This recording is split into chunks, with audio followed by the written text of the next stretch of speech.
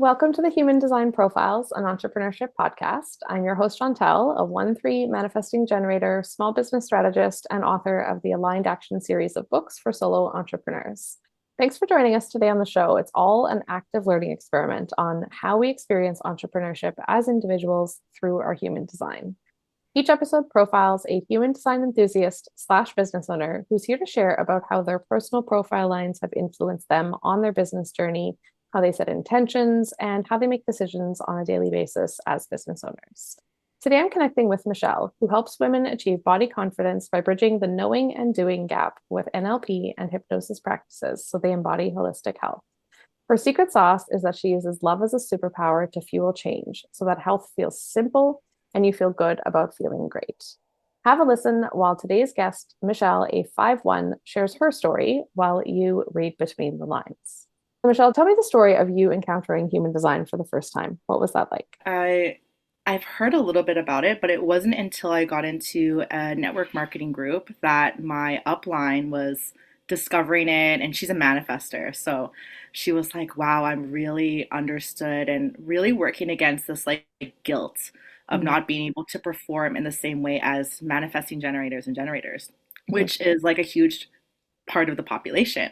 Yeah. So for a projector like myself, a manifestor like herself, we always kind of got to that part where we would burn out because we just didn't know how to work with our energy.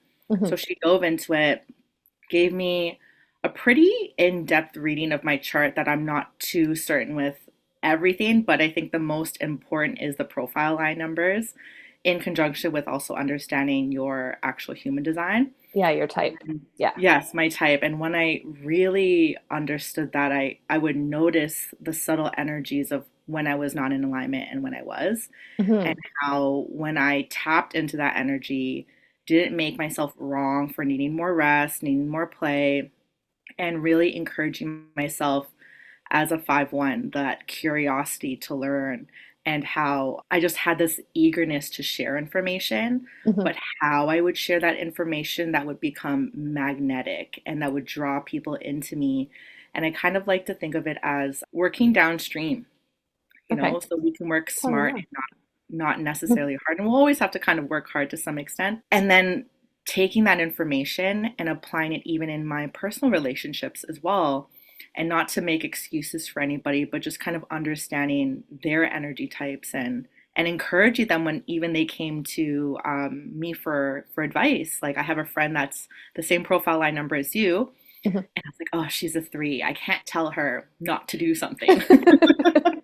So true. She's going to want to do it even more, and giving her permission. And then as a generator, understanding, okay, her barometer for how she makes decisions is how she feels. Like, where's the joy for her?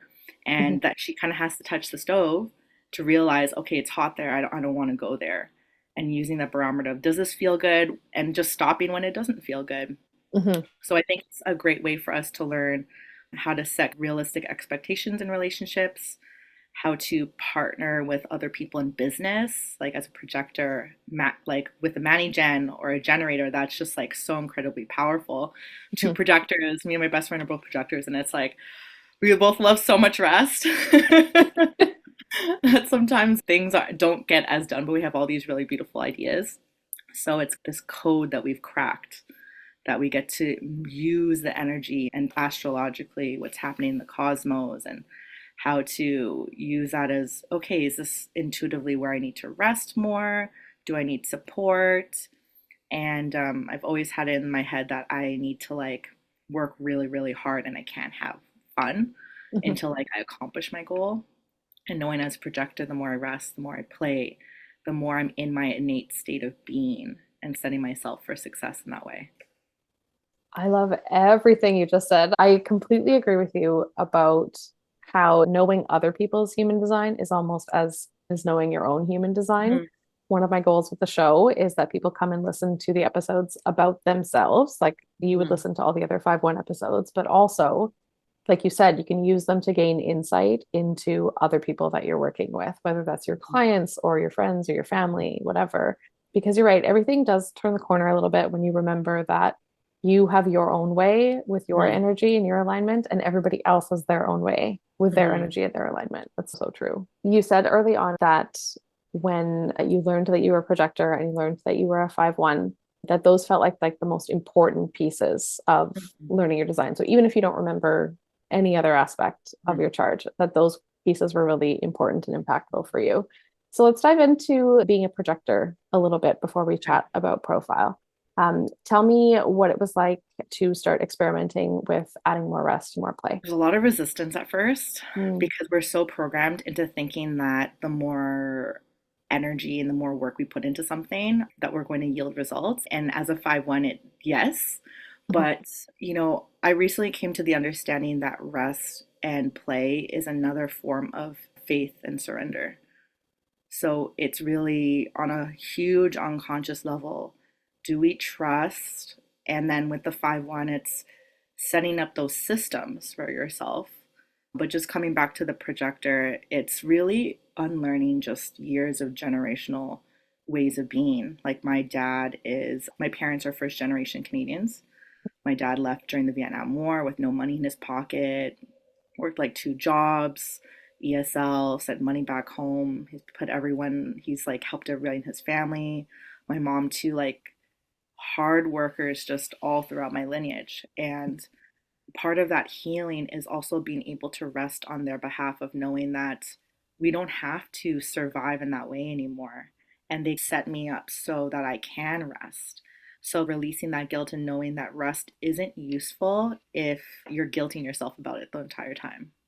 So mhm, if you're making the decision to rest, giving yourself permission to do so is kind of the first step, and just kind of analyzing that inner dialogue of who says that you can't rest? Who says that this isn't productive? Especially as women, when I'm coaching them when it comes to hormones and balancing that. And like, this is why I use hypnosis and NLP, because it's these narratives that we have that don't belong to us, that keep us from doing something, that don't let us fully enjoy something. There's a lot of shame, there's a lot of guilt.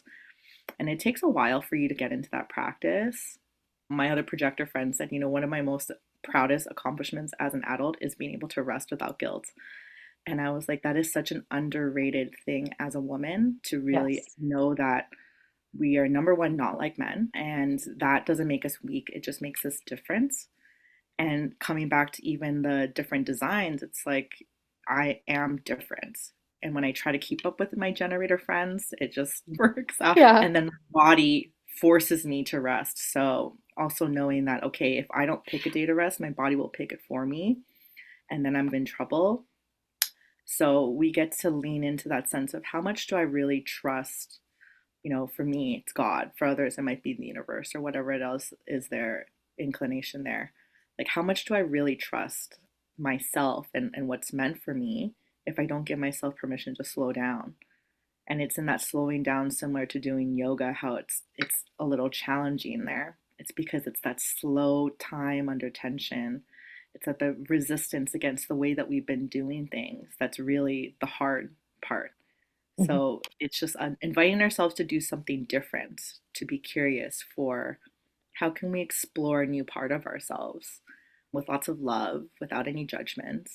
And when you come out of like a really deep rest and you see how much more room you have, how much more capacity you have for others, especially in this healing space, you get to shine a lot brighter. You get to hold a space that is so sacred. You get to really help people, and you become the embodiment. And when you show other people, hey, I'm resting, and hey, I can't take this call right now, or I'm scheduling it in this way, you give other people permission to do the same thing too. so much wisdom coming through. And it's interesting you use the word embodied because I was going to say that reflecting what I'm getting from you, I'm really feeling that embodied sense of rest, Mm-hmm. and just self-knowledge and self-trust, like you Mm-hmm. said. And I love the examples you gave at the end too about like I'm not taking calls on that day, or I'm not available for that, right? Setting those boundaries does give permission for other people to do that. I know when I've shared my calendar link with people and they're like, oh, we only have Thursdays and Fridays. And I'm like, yeah, that's right. I basically only do client calls on Thursdays and Fridays. And I Mm-hmm. have it really strategically set up that way, working with my energy. It then lets people know, oh, I could also choose the best days for me based Mm-hmm. on my schedule and based on what I'm looking to build.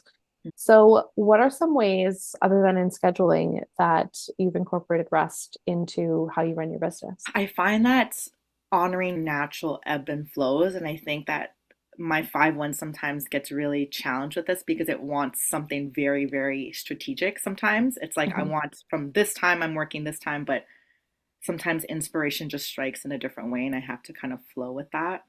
Hmm. I think another part of the rest is just also play and like scheduling in time to just do something that's just super exciting and connecting with my body. And it doesn't always need to be like so much work. I Hmm. think that we have in our head that like we need to work for this amount of time and then we get this amount of results. And to some extent, that is true. Even just like hearing you respond to me, it's really affirming the sense that I'm a projector, which is Yeah, really cool. I see some art behind you. Is this one of the ways that you Yeah. rest and play? Yes, I love this one. This is one of my favorite ones. It's just one of Very my cool. favorite like ways to express. And I think one of the art therapies, I love doing art as a therapy, mainly because you realized how many rules you have in your head for how you do things. Hmm. Another really cool projector way to shine a light on the correlation between how we show up on the canvas is how we show up in life, how we show up in relationships. Like sometimes I'll be painting and I'll find myself rushing through it.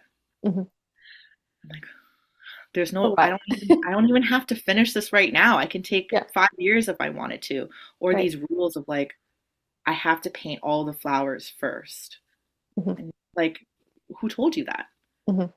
So I think with the profile line of 5 and being the projector of having a new way of expanding your mind of doing things, it's really, really cool to show people a new way just through practice is Hmm. all it is.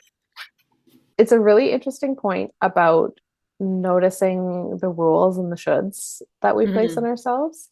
If you are able to hear your inner voice when you're painting, then Hmm. all of a sudden you're able to hear your inner voice when you're looking in the mirror or when you're speaking or working with clients. Awareness of your voice in one element does lead to more awareness of your voice in other elements. I found that to be true with myself as well, for sure. And just like the reminder that like life's also supposed to be fun. Mhm. You know, like what's the point of getting to the end, the finish line if we hate the whole process and Yes. ourselves, you know? So when you're slowing down and you're painting and you're like, what's the rush? Like, and then you think about why I rush all the time too. We did this exercise one time with my friends where we did a timer and then we would paint and then we would switch. I literally yesterday saw a reel of people doing that and I watched the whole way through, which I never do. It's such an interesting concept. It's an interesting concept. My one friend was struggling with that because in her head she was like, I'm going to ruin your painting. Hmm. And I was like, number one, these canvases are like $4. We can always get another one. It's not that serious. Number two, you can't, that's the point. You're not, there's nothing that we're kind of going by. It's just really pushing ourselves to let go there. Hmm. And she had a little challenge with that, but that's why we did the exercise. And I think it was really beautiful for her to see that overlap and that correlation for how she is. There's some opportunity for her to let go. Hmm. And art was like a really great way to express that and try that out.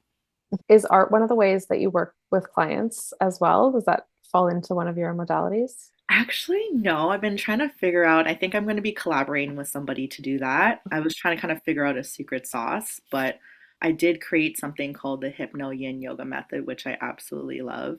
It's a marriage of hypnosis and yin yoga, which is really, really cool to give people something when you're holding those yin poses for about 5 minutes to kind of rewire the brain and sometimes it can be kind of chatty lying there for 5 minutes and just kind Mhm. of directing people and we've had like incredible reviews and incredible success. It's been really, really cool to take people through that. So that's one of the things. And I've combined nutrition and hypnosis and NLP together. Mhm. I started my journey as just a nutritionist and I found that wow, people don't follow instructions. Right. That must have been surprising to you as a five line. It was such I just didn't get it. I was like, why? And this kind of all came into the picture around the pandemic. So even though there was clear instructions, even though I realized how we feel shows up in how we respond to certain things, how we show up in life. So then I was like, okay, how do I make this simpler, easier, And how do I change how people feel so that they show up and bridge that gap between what I know and what I do? And then I discovered all the stories in our unconscious mind, unconscious programming, and that I could be involved in helping people change the way that they viewed health, the way that they view their body. Sometimes people even reach their health goals and they're still not happy, and it has nothing to do with weight loss and everything to do with our perception of self. Right. A switch in perception is one of the quickest things that we can do versus a switch in character or a switch in how we Or show up. external circumstances. Or any, exactly. Yeah. We can't change our financial situation within 2 minutes, but we can change the way that we feel about our finances and the way that we show up with accountability, with integrity, with awareness. I'm so passionate about that because I feel like our world is, women are just constantly scrutinized for not being enough, for not looking enough. A lot of people that even go under the knife and do all these crazy things to look a certain way, they're still not happy. Yeah. And, clients I've worked with that have had like breast implants, they end up getting them taken out or they end up hating it because it wasn't about the breasts. It was about them wanting to feel a certain way in their body because they believed that if they looked a certain way, that they would be treated differently, that they would be more attractive, that they would be deemed enough in the eyes of society. Right. And if we can do that and save them $10,000 without going under the knife and getting potentially breast implant illness, I'm here for it. I think it's a really important discussion and practice that we need to encourage other women and celebrate our unique beauty. Like, we're not supposed to look the same. That leads me to think about the 5-line impact of that, always challenging other people to be better, to see something that you feel isn't right, and then to take the actions to change it. Yeah, and that in combination with the projector type, like being curious and asking questions before jumping, because as a 5-1, I just have so much information. And I just want to share it with people, and finding out ways to be invited and also create a space where someone is open. One of my techniques will be, whenever I'm about to ask a really deep question, I'm always like, can I ask you something? And it kind of primes them. Or I'll say, do you want my advice? Or do you want to just let me listen? Like, what kind of support would you like from me? And then it gives them the choice. Yeah. And lets them know, okay, I can go with that route. I can be your friend, or I can get into the technical stuff, because do you want a solution for that? And I've even had friends where they were like, I think we're jumping a little too quickly to solution. I think I really need to be seen. I really need to be heard. And that's what I need from you right now. And I was like, wow, thank you for telling me what you need. That makes this a lot easier for me. I love this. That makes sense, especially with the 5-line aspect of people coming to you with this desire for you to fix, or like they have this idea of what they want, but if they're not sharing it with you, that makes it really difficult to navigate. But encouraging open communication changes everything about that, because then you're both on the same page about where it's going. Yeah, exactly. Yeah. I did another interview with another 5-line recently, and something similar came up. I think she almost said the same thing as you did about, do you want me to listen, or do you want me to solve, or do you want me to just be here? So it feels like you've cracked a little bit of the 5-line code, and even the projector code of waiting for the invitation. In a way, asking those kinds of questions is a way for you to ask for the invitation, so that you know that you're sharing your guidance from the right place. It's such a code. And I can also, it's funny because I had a little moment with another projector where she didn't ask me any questions, and then she kind of just like projected all over me, and she wasn't really listening. And then near the end, I was like, do you know your human design? And then she was like, I realized that I kind of overstepped there. And then I kind of was like, if you're open, can I give you some feedback on how your advice made me feel? And I shared that with her. And I said, like, I wish that you asked me more questions. And I felt like you were kind of sharing something that you're so passionate about that worked for you, but it didn't feel like it applied to me. So it's interesting to also observe when you're really tapped in. You can kind of see when someone's like not in their alignment, because it feels weird for you. Yeah, 100%. Has That's it one of happened the to you before? things. Yeah, all the time. You're right. It's an important distinction to make. One of the reasons I love human design more than personality typing, things like that, is Mhm. that I feel like it really does shine a light on the answer to the question, like aligned to what? Everyone talks about wanting Mm. alignment. I want to feel aligned. I want to have an aligned business. And my question is always like, well, do you know what you're even aligning to?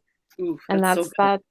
that's that sense of self part, right? Of Mhm. like you need to know about yourself in order to know what you want to be aligned to.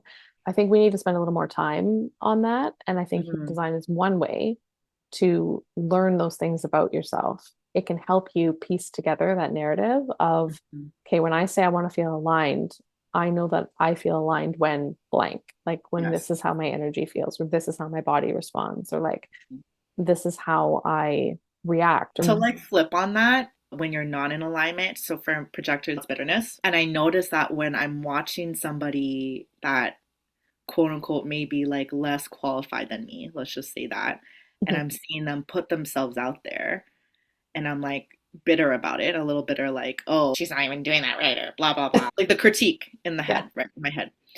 That bitterness for me is an indication for an invitation for me to show up. It's like I feel that way because I'm not showing up. Hmm.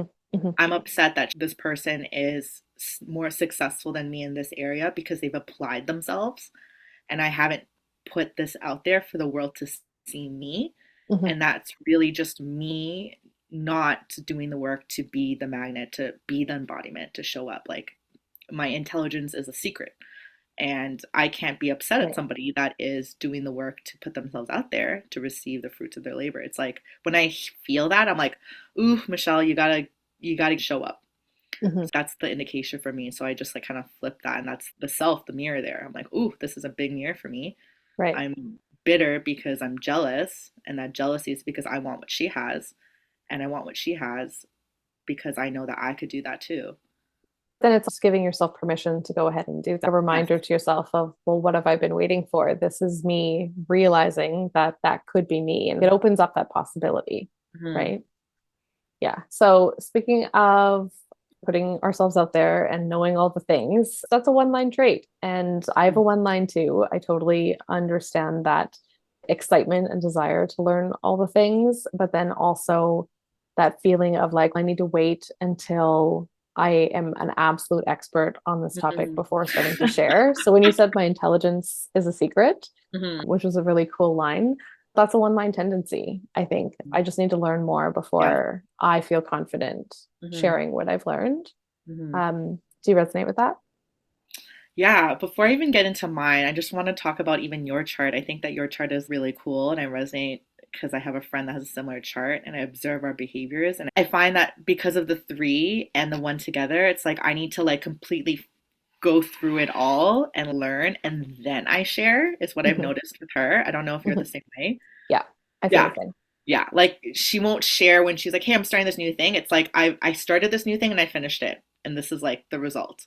Right. So yeah, I've like implemented, I learned, I like revised, and I think the three and the one kind of like make it even more secretive. Like I want to really, really make this. And then the Manny Jen is like wanting to do all these cool things at the same time, which is Yeah. like really, really cool. And I'd love to hear how you've kind of structured that. Yeah. When it comes to the 5-1, it's really challenging because there's always going to be an endless amount of learning. And actually, I had to set boundaries with myself and say, like, at one point, I stopped listening to podcasts and I actually haven't listened to any podcasts recently because I'm like, I'm not learning anything anymore. Mhm, I'm applying. mhm, I'm applying what I know. And I'm like really developing the fruit of patience to develop my results. mhm. Sometimes our sense to know more is really just a scapegoat to self sabotage where we are on the track.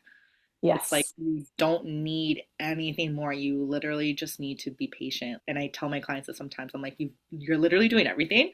Mhm. There's nothing more that you need to do, but trust that everything that you've done will yield into results. And I think that's like a really big part of kind of getting out of that loop.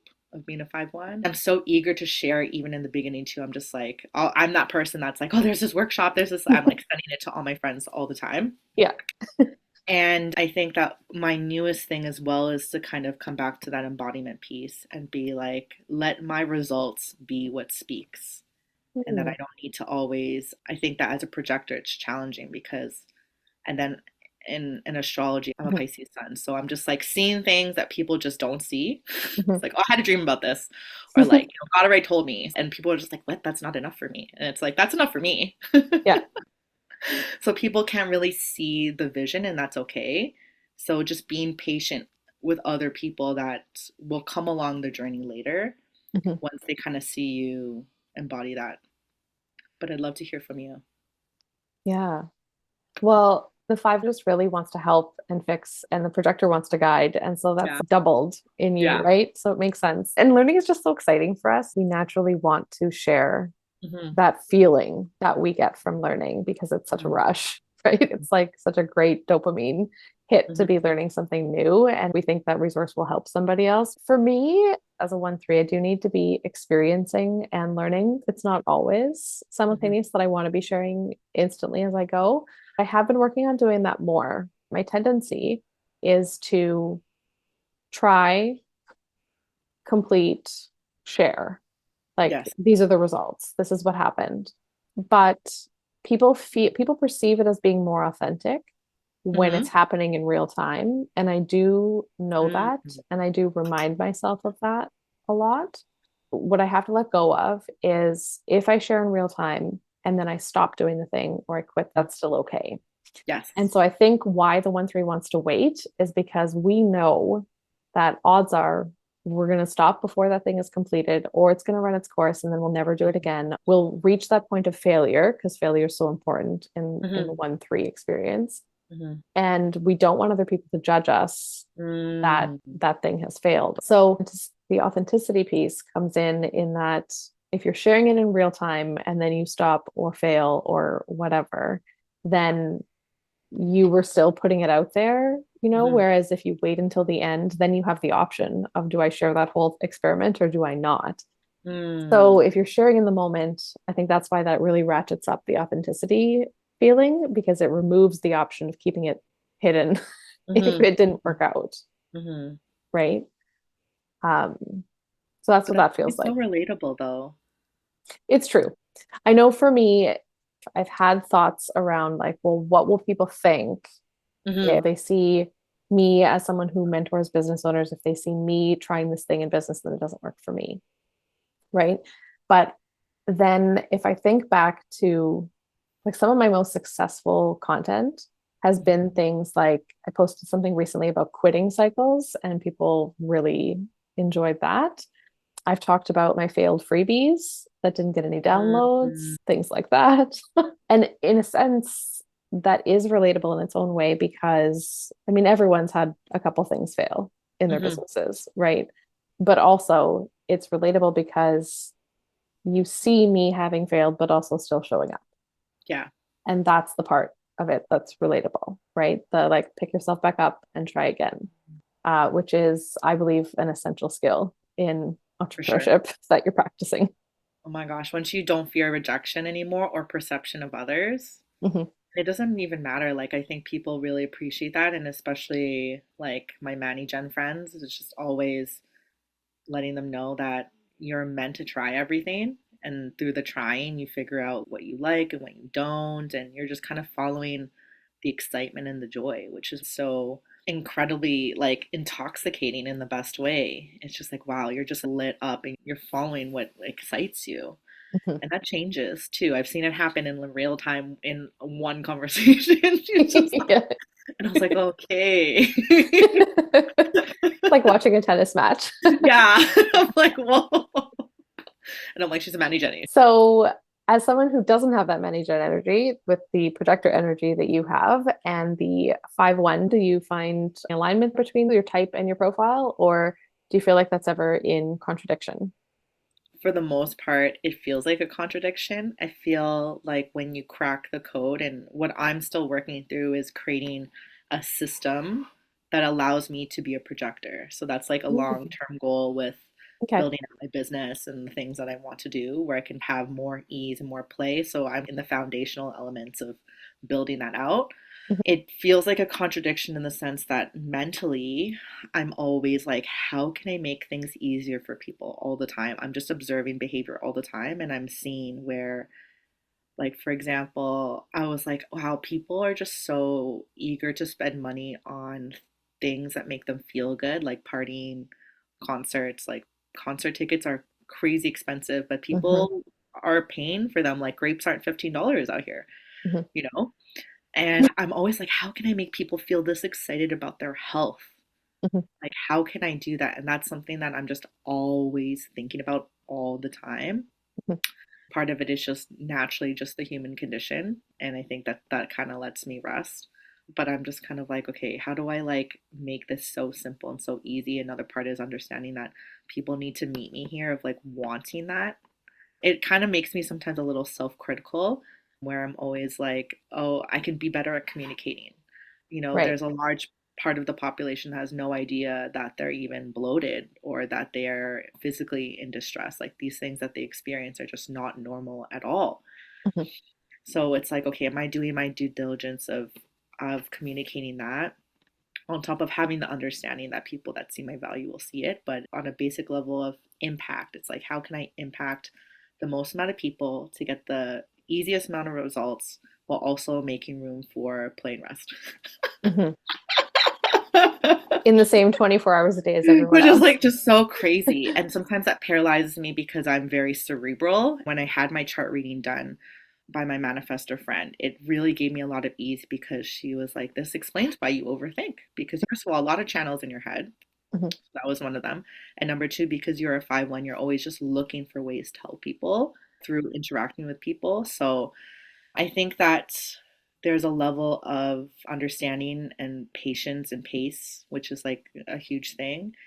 And I think that once you kind of get into that rhythm, which I'm always rediscovering and staying on that path, it feels more like they work with each other. So the 5-1 is like, how can we allow you to be your projector self, which is pretty cool. So I'm experimenting with different things, and there's so many things that I want to do. And Mhm. I tell myself, you can do them all, just not right now. Yeah, or So not all at once. not all at once either. So I like how you kind of set that blocking days. So I really like that Thursdays and Fridays are your client calls. I kind of have something similar, but I think I'm going to be more diligent. You've inspired me to block out those times for just doing one task a day Yeah. versus jumping around, because then I'm like, oh my gosh, I could do this, I could do this. And Mhm. then we're just kind of chasing the rabbit on this Mhm. hamster wheel of what will bring us money, will bring us joy, how are we feeling seen in our design, and it's quite exhausting. So 100%. Yeah, you're I'm sure as a describing, manager, you're like, I want to do all these things. yeah, you're describing my morning completely. I was loading podcast episodes into Descript. I was at the same time tweaking an email campaign because I send my weekly email on Wednesdays. I was also writing a book review in another tab and like four more things. And I was watching myself. If there was something that was loading for more than We a flip to split something. second, I'd flip to the other task. And I was like, listen, you know that multitasking is terrible for you. You know that it Hmm. takes your brain 15 minutes to catch up, and you just switch tasks three times in a minute. Like, Hmm. what are you doing to yourself? Hmm. But it's just, you're right. It's that many gen tendency to just like build, build, build. And then Hmm. also the one line tendency to believe that we can game the system with what we know, Hmm. right? That's what it feels like for me. I'm like, well, I know this stat about multitasking in 15 Hmm. minutes, so I can So it's somehow fine. I'll just keep bypass it. It's multitasking. fine. Yeah. Something you said really struck me about how you're harnessing your profile to learn to be a projector. Hmm. That's really cool. And building the systems to be a Hmm. projector also. Are there any systems that you feel like you've been successful with so far that you'd want to share?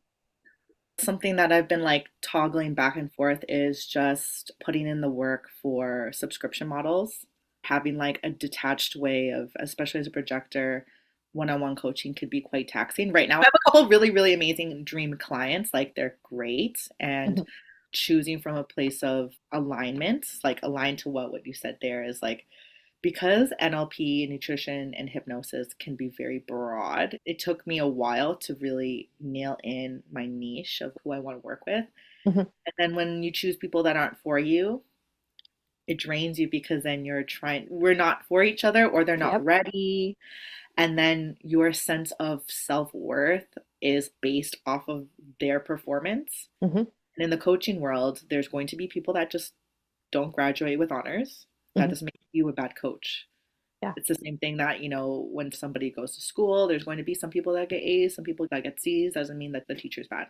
Mhm. So one of the things that I really like is affiliate marketing, network marketing. I think that really allows you, if you build your team strategically, it Mhm. really allows you to build and grow that passive income, which is really cool. And which is really great too, because I love to travel. And usually during the winter, I'm like not here. This is my first winter home. So Mhm. it's really great to be able to like wake up and you're like getting paid. You're like sick. Yeah. That's wonderful.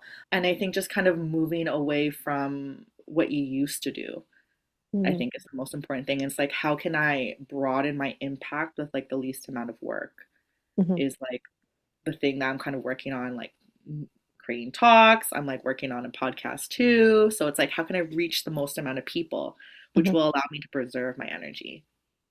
I think So, you touched upon something really great. You found a really great question to ask yourself. If you ask yourself in any moment, what did I used to do? mm, You can probably eliminate a whole lot. I'm thinking that question in any moment can bring up a lot of negative beliefs that you let go of. It gives you a decision point, right? I'm mhm, not the person anymore who believes that. I used mhm, to do that. How can I mhm. not do that anymore? That opens up a whole other set of possibilities. Yeah, and even doing the same thing with a different energy Mhm. also falls in that category. Like Totally. recently I started like tracking my food again, and I've had a past of like disordered eating. So doing it again made me anxious and it kind Mhm. of came up, and it was like take my power back and knowing that this is not for my detriment of self. Yeah. This is not to make myself fear food. And similar for your business where you would do an audit and you would see, okay, the freebies weren't working. Those other business models of what you were doing didn't work. It's like, can we look at our blind spots so that we can get better? Which is like to do the same thing, maybe with a different perspective, with a different lens, with more love, you know? And I think Mhm. a lot of women too, like, they want to lose weight because they hate themselves Yeah. and they don't like the way that they look. And you can love your body and still want to change it. And how transformative that energy gets to be, even if we were talking about this in any other sense. And I love, like, I've written down a couple things that you said because it's just so amazing. Align to what was a great line. Try, complete, share. I'm going to share that. And what did I used to do? And am I still doing it and expecting the same results, which is where a lot of people fall short. And as if I went, no. We got to gently go in there. And I think that's like such a beautiful anchor to bring you back to the present moment and really have this mirror and observe yourself and say like, is this working, or am I just is there an opportunity for me to ask for help here? Mhm. And yeah, I think that's a great question. Yeah. Is there an opportunity to ask for help is also a really powerful question that most of us skip right over. Hmm. That's a great one. All Thanks the for bringing time. that up. And I make the correlation with like taxes, like Mhm. you wouldn't, like, some people do, Mhm. but for the most part, if you're a creative, like you wouldn't sit down and try to become an accountant for tax season. You would hire someone. Right. Yeah. And the same thing goes for anything else. So allow the experts to be the experts, and it allows you so much more restfulness and creativity. I've had to learn as projector too. Sometimes you pay the price by going the cheap way. I've Mhm. learned that in so many areas of my life. So it's like when you make that investment, it's so good for your body to like, wow, I don't have to figure that out. Yeah. And I was like, a one, you are like, I'm so good at figuring things out. Like, what's another thing? But it's like, is this the best use of your energy to figure this Yeah. out? This has been such a powerful conversation. I'm sure we could keep going for forever. Never. But for the sake of staying on track with our episode time, let's flow into our closing ritual. I'm holding the 5-1 cards created by Christina from Glow Glow Juice HD. If you are ready, you and I will take a deep breath in together. Let that go. The card reads, as I step confidently into my truth, I lead others towards theirs. How can I tune into and honor my truth today? Ooh, that's so good. My truth today is that when I choose myself, others will see me, and that there's no timeline for anything, so take your time. Those are my truths today. Thank you for sharing. Can you also share where people can get in touch with you? Yes, I'm still working on my website right now, working on the systems, but you can find me on Instagram, the Body Confidence Coach. And I have a lot of offerings that are right now in person, but I'm working on expanding that so I can hopefully reach the globe with my projectorness. Feel free to say hi, and I'd love to connect with any more 5-1s, especially if you're a projector.